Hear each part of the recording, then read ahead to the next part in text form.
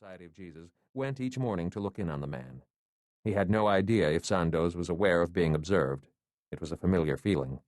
When very young, when the Father General was just plain Vince Giuliani, he had been fascinated by Emilio Sandoz, who was a year ahead of Giuliani during the decade-long process of priestly formation.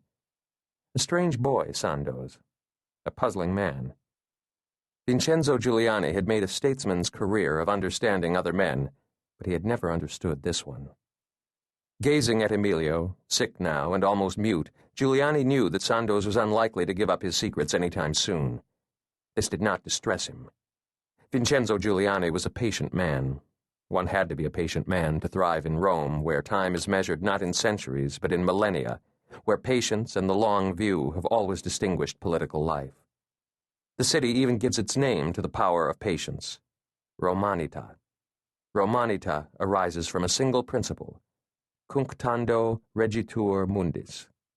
Waiting, one conquers all. Romanita excludes emotion, hurry, doubt. Romanita waits, sees the moment, and moves ruthlessly when the time is right. Romanita rests on an absolute conviction of ultimate success.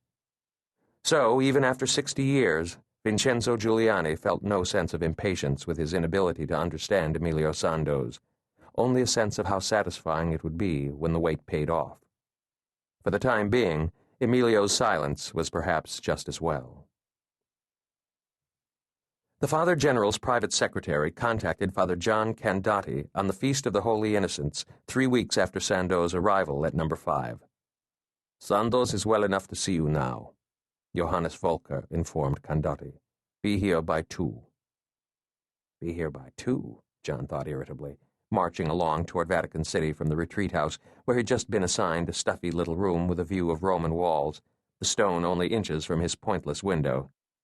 Candati had dealt with Volker a couple of times since arriving and had taken a dislike to the Austrian from the start. In fact, John Candati disliked everything about his present situation.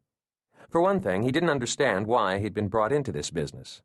Neither a lawyer nor a scientist, John Candati was content to have come out on the less prestigious end of the Jesuit dictum, publish or perish, and he was hip-deep in preparations for the grammar school Christmas program when his superior contacted him and told him to fly to Rome at the end of the week.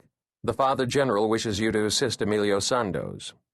That was the extent of his briefing. John had heard of Sandoz, of course. Everyone had heard of Sandoz. But John had no idea how he could be of any use to the man. When he asked for an explanation, he couldn't seem to pry a straight answer out of anyone.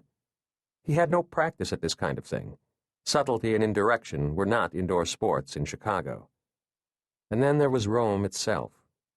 At the impromptu farewell party, everyone was so excited for him. "Rome, Johnny!" All that history, those beautiful churches, the art. He'd been excited too, dumb shit. What did he know? John Candati was born to flat land, straight lines, square city blocks.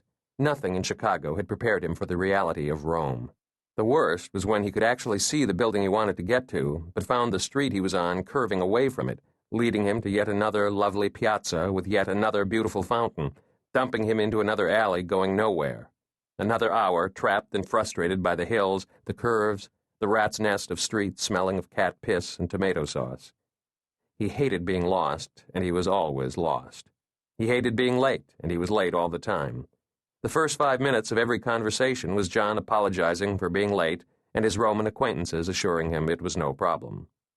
He hated it all the same, so he walked faster and faster, trying to get to the Jesuit residence on time for a change, and collected an escort of small children, noisy with derision and obnoxious with delight at this bony, big-nosed, half-bald man with his flapping soutane and pumping arms.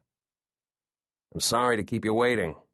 John Candati had repeated the apology to each person along the way to Sandoz's room, and finally to Sandoz himself, as Brother Edward Bear ushered him in and left him alone with the man. "The crowd outside is still huge. Do they ever go away? I'm John Candati. The Father General asked me to help you at the hearings. Happy to meet you." He held out his hand without thinking, withdrawing it awkwardly when he remembered. Sandoz did not rise from his chair by the window, and at first he either wouldn't or couldn't look in Candati's direction. John had seen archive images of him, naturally, but Sandoz was a lot smaller than he expected, much thinner, older, but not as old as he should have been. What was the calculation?